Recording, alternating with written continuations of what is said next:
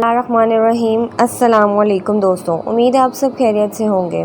حضرت یحییٰ علیہ السلام کے قتل کے کئی اسباب بیان کیے گئے ہیں۔ ان میں سے مشہور یہ ہے کہ اس دور کے بادشاہ نے ایسی عورت کے ساتھ نکاح کا پروگرام بنایا جس کے ساتھ اس کا نکاح کرنا حرام تھا۔ یحییٰ علیہ السلام نے اسے روکا تو اس نے اس عورت کے دل میں ایسی رنجش پیدا ہو گئی۔ جب بادشاہ اور عورت کے درمیان محبت کا سلسلہ بڑھ گیا تو اس نے بادشاہ سے یحییٰ علیہ السلام کے خون کا مطالبہ کیا۔ بادشاہ نے وعدہ کیا اور اس نے اس شخص کو بھیجا جو ان کو قتل کر کے اس کا سر اور خون تھال میں رکھ کر اس کے پاس لے آیا۔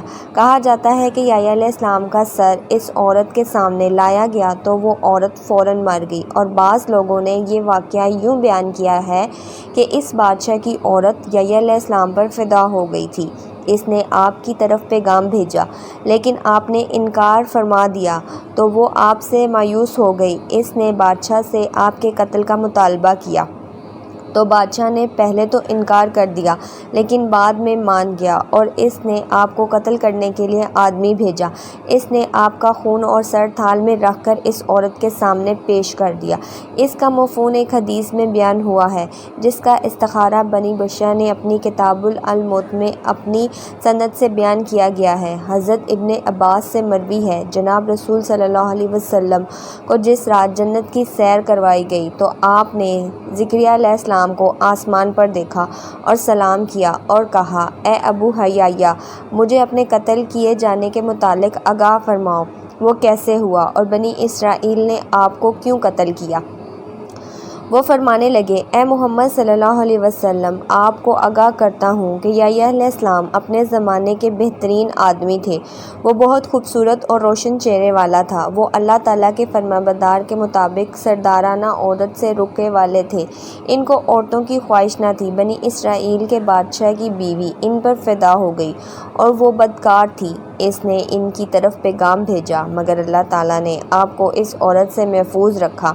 جب یحییٰ علیہ السلام نے انکار کیا تو اس عورت نے ان کو قتل کرانے کا پروگرام بنایا۔ ان کا عید کا دن تھا جس میں وہ ہر سال جمع ہوتے تھے۔ بادشاہ کا طریقہ تھا کہ وہ وعدہ کر کے اس کی خلاف ورزی نہیں کرتا تھا اور نہ جھوٹ بولتا تھا۔ بادشاہ عید میں شریک ہونے کے لیے باہر نکلا تو اس کی بیوی نے اسے اچھے انداز سے الوداع کہا۔ بادشاہ کو بڑا تعجب ہوا کہ وہ اس سے پہلے ایسا نہیں کیا کرتی تھی۔ بادشاہ نے خوش ہو کر کہا، کچھ مانگ لے، جس چیز کا سوال کرے گی میں دوں گا۔ اس نے کہا، یحییٰ بن زکریا علیہ السلام کا خون چاہیے۔ بادشاہ نے کہا، کچھ اور مانگ لے اس کے سوا۔ اس نے کہا، بس یہی چاہیے۔ بادشاہ نے اس کی بات مان لی اور اپنے آدمی بھیجے۔ حضرت یحییٰ علیہ السلام اپنے حجرے میں نماز پڑھ رہے تھے۔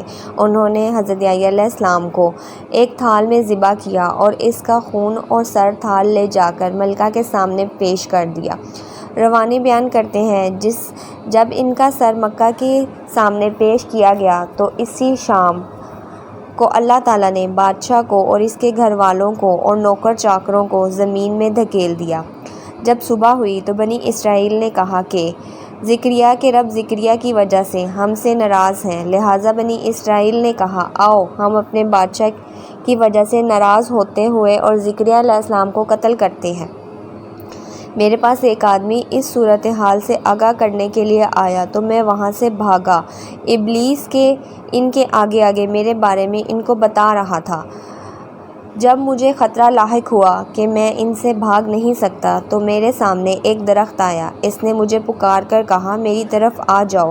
وہ درخت میرے لیے پھٹ گیا اور میں اس میں داخل ہو گیا۔ فرمایا کہ ابلیس نے میری چادر کا ایک پلو پکڑ لیا تو درخت کے دونوں حصے مل گئے اور میری چادر کا وہ پلو درخت سے باہر رہ گیا۔ بنی اسرائیل آئے تو ابلیس نے کہا، کیا تم نے دیکھا نہیں کہ وہ اپنے جادو کے ذریعے اس درخت میں داخل ہو گئے اور اس کی چادر کا ایک پہلو باہر ہے؟ انہوں نے کہا، ہم اس درخت کو جلا دیتے ہیں۔ ابلیس نے کہا، نہیں، بالکل اس کے ساتھ دو چیرے کر دو۔ تم میری سمت ان لوگوں نے درخت کو دو چیرے کر دیے۔ نبی کریم صلی اللہ علیہ وسلم نے سوال کیا کہ کیا آپ کو کوئی تکلیف یا درد محسوس ہوا؟ فرمایا، نہیں، البتہ اس درخت کی تکلیف کا احساس ہوا جس میں میری روح ڈال دی گئی تھی۔ یہ واقعہ بہت زیادہ عجیب و غریب ہے۔ اس کام پر منفو ہونا صحیح نہیں۔ اس میں کئی باتیں ایسی ہیں کہ وہ کسی صورت میں قبول نہیں کی جا سکتیں۔ معراج شریف کی جتنی حدیثیں ہیں ان میں کسی میں بھی حضرت زکریا علیہ السلام کا ذکر نہیں ملتا، صرف ایک ہی روایت میں ان کا ذکر البتہ احادیث کے الفاظ مختلف ملتے ہیں۔ آپ صلی اللہ علیہ وسلم نے فرمایا، میں یحییٰ علیہ السلام کے پاس سے گزرا، وہ دونوں خالہ زاد بھائی ہیں۔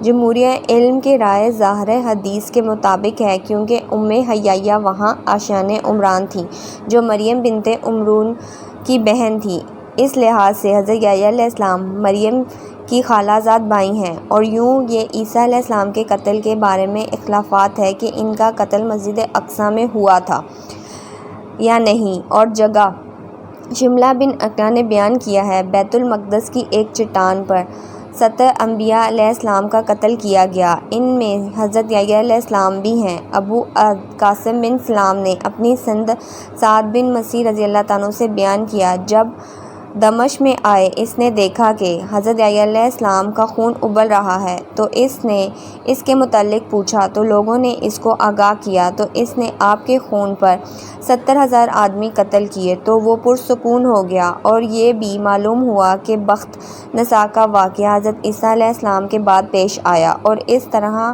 حضرت علم اور حضرت حسین بصری نے فرمایا ہے۔ حافظ بن اسحاق کٹتے وقت کے حوالے سے بیان کیا گیا ہے کہ میں نے یحییٰ بن زکریا علیہ السلام کا سر دیکھا، جب لوگوں نے دمشق کی مسجد بنانے کا ارادہ کیا تو آپ کا سر مبارک حجاج کے ساتھ والے قبیلے کی جانب سے ستون میں سے ایک مشرق کے ستون کے نیچے سے نکلا، اور آپ علیہ السلام کا چمڑا اور بال اس حالت میں تھے، ان میں کوئی تبدیلی نہیں آئی تھی۔ اور اس روایت میں آیا ہے کہ ایسا محسوس ہوتا تھا کہ ابھی ہی قتل کیا گیا ہو۔ حافظ اسحاق بن ذکر دمشق کے شہر کا بادشاہ حد بن برار تھا، اس نے اپنی بیٹے کی شادی اپنی بھتیجی اران سے کر دی جو حاصل کی ملکہ تھی۔ اس کی ملکیت میں دمشق کا شہر کا مشہور بادشاہ والا بازار بھی آتا تھا، اس میں سونے کا کاروبار ہوتا تھا۔ ایک مرتبہ اس کے شوہر نے اس کو 3 طلاقیں دینے کی قسم اٹھائی، پھر اس نے رجوع کرنے کا ارادہ کیا اور اس بارے میں فن پوچھنے کے لیے حضرت یحییٰ علیہ السلام بن زکریا علیہ السلام کے پاس آیا، مگر بعد میں اس پر رضامند ہو گیا۔ بادشاہ نے اس کی طرف ایک آدمی بھیجا جو تھال میں اس کا سر رکھ کر پیش کیا، تو اس وقت تک جرمانہ مسجد میں کھڑ کے نماز پڑھتا رہا۔ جب وہ آدمی سر لایا تو اس سے آواز آ رہی تھی کہ وہ اس کے لیے حلال نہیں جب تک کہ وہ کسی اور مرد سے نکاح کر لے۔ عورت نے سر پکڑا اور سر پر اٹھا کر ماں کے پاس آ گئی، اور اس سے ابھی تک وہی آوازیں آ رہی تھیں۔ جب وہ اپنی ماں کے سامنے کھڑی ہوئی تو زمین میں دھسنا شروع ہو گئی، پہلے پاؤں تک پھر سر تک دھس گئی۔ اس کی ماں چیخو پکار کرنے لگی اور خادموں نے بھی وریلا کرنا شروع کر دیا، وہ اپنے چہرے پر تھپڑ مار رہی تھی۔ پھر وہ عورت کندھوں تک زمین میں دھس گئی۔ اس کی ماں نے جلاد کو حکم دیا اس کا سر کاٹ لے تاکہ اس کے سر کے ساتھ تسلی حاصل کر لے۔ جب جلاد نے سر کاٹ لیا تو زمین نے اس کا پورا جسم نگل لیا اور وہ لوگ ذلیل و رسوا میں غرق ہو گئے۔ حضرت سعد بن عبداللہ بیان کرتے ہیں کہ نبی کا خون تھا اور ہمیشہ جوش مارتا رہا، یہاں تک کہ اللہ کے نبی عمران علیہ السلام آئے، اس پر کھڑے ہوئے اور فرمایا، اے خون، تو نے بنی اسرائیل کو فنا کر دیا، اب تو اللہ کے حکم سے پرسکون ہو جا۔ بس وہ خون ابلنا بند ہو گیا، تلواریں اٹھائی گئیں اور دمشق سے بھاگ نکلنے والے بیت المقدس کی طرف بھاگتے ہیں، مگر بادشاہ نے ان کا پیچھا کیا اور بے شماروں کو قتل کر دیا اور کچھ کو قید کر دیا۔